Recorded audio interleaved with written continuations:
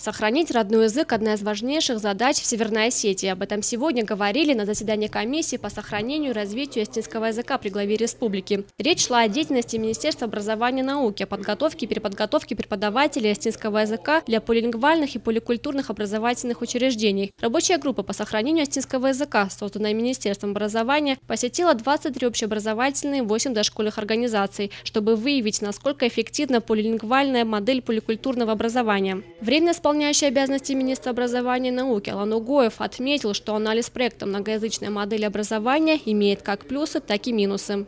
Анализ показал, что внедрение полилингвальной модели поликультурного образования не имеет риска снижения уровня усвоения программного учебного материала и способствует повышению качества ее усвоения, расширению кругозора и своевременного формирования мировоззрения у обучающихся.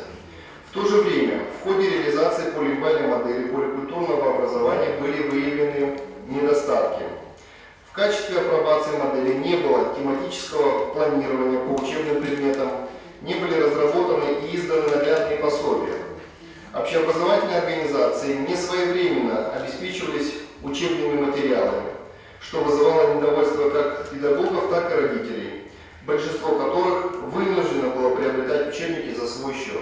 К 2014-2015 учебному году количество общеобразовательных организаций, участвующих в апробации модели, сократилось с 43 до 23. Из набранных полилингвальных классов произошел большой отток обучающихся, а количество дошкольных учреждений, участвующих в эксперименте, уменьшилось с 20 до 8. Свою негативную роль играет и настороженное отношение родителей к обучению детей в полилингвальных классах. Реализация полилингвальной модели образования была признана удовлетворительной. Члены комиссии призвали к тщательной работе над ошибками с целью усовершенствования апробируемой модели. Также в ходе совещания было принято решение рекомендовать всем дошкольным образовательным учреждениям до 1 сентября текущего года вести занятия по осетинскому языку в объеме 3 часов в неделю. Обсуждение проблематики внедрения полилингвальной модели поликультурного образования в среду общего образования в дошкольную систему вызвало большой спор. Это говорит о том, что программа интересна и в ней участвует очень много специалистов. Зачастую они имеют, можно сказать, полярное мнение. Одни категорически за, другие категорически не приемлют.